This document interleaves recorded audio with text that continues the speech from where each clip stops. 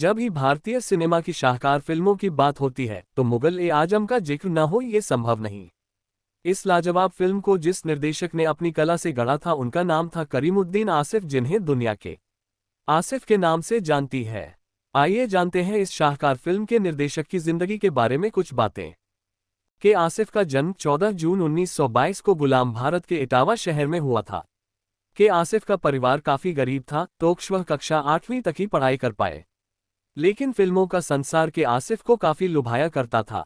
फिल्मी संसार से लगाव के चलते के आसिफ ने मायानगरी मुंबई में आने का फैसला लिया। के आसिफ ने मुंबई पहुंचकर फिल्मी दुनिया में अपनी जगह बनाने के लिए हाथ पैर मारने शुरू कर दिए। वे प्रोडक्शन कंपनियों में नौकरी करते और फिल्मी दांव पेंचों को धार देने में जुट गए।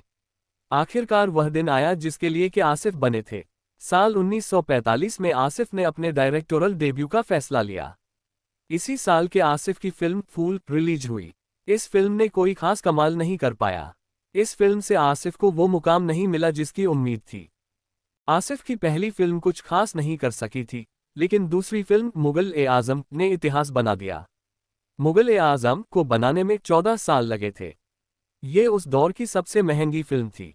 इस फिल्म की लागत तकरीबन 1.5 करोड़ रुपये बताई जाती है, जो उस समय के हिसाब से बहुत ज्यादा मानी जाती है।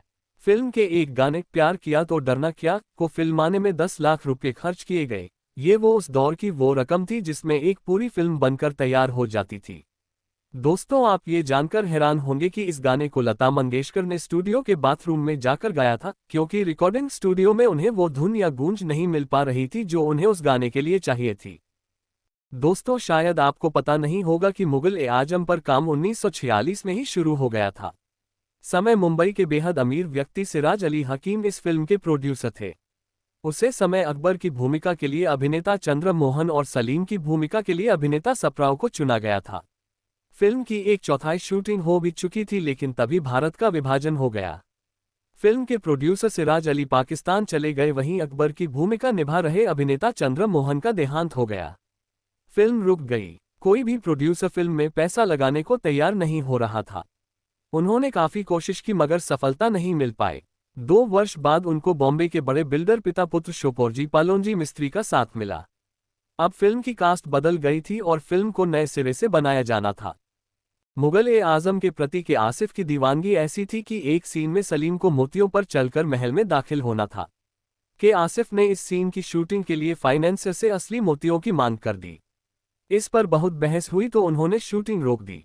आखिरकार फाइनेंसर ने असली मोती लाने के लिए 1 लाख रुपए दिए तो शूटिंग शुरू हुई। इसी प्रकार आसिफ साहब ने एक गाने की शूटिंग में कृष्ण जी की सोने की मूर्ति की मांग कर दी। प्रोड्यूसर ने किसी भी धातु की मूर्ति पर सोने का रंग करने को कहा, पर आसिफ अपनी बात पर अड़े रहे। आखिरकार जीत के आसिफ की हुई। फिल्म में युद्ध के एक दृश्य में भारतीय सेना का इस्तेमाल भी हुआ था। के आसिफ इस पूरी फिल्म को रंगीन में शूट करना चाहते थे, लेकिन तब तक फिल्म का बजट इतना बढ़ चुका था कि प्रोड्यूसर राजी न हुए। अगर बात करें आसिफ साहब की निजी जिंदगी की तो उन्होंने 4 बार शादी की थी। पहली शादी उन्होंने अपने घरवालों की सहमति से की, जिससे उनके 6 संतानें भी थीं। इसके बाद उन्होंने सिंगर सितारा देवी से शादी की। उनकी तीसरी शादी अभिनेत्री निगार सुल्तान से हुई थी, जिन्होंने मुगल-ए-आजम में अभिनय भी किया था। के आसिफ ने चौथी शादी दिलीप कुमार की बहन अख्तर बेगम से की थी। भारतीय सिनेमा के इतिहास की सबसे बड़ी, भव्य और सफल फिल्म का निर्माण करने वाले के आसिफ का 9 मार्च 1971 को निधन हो गया।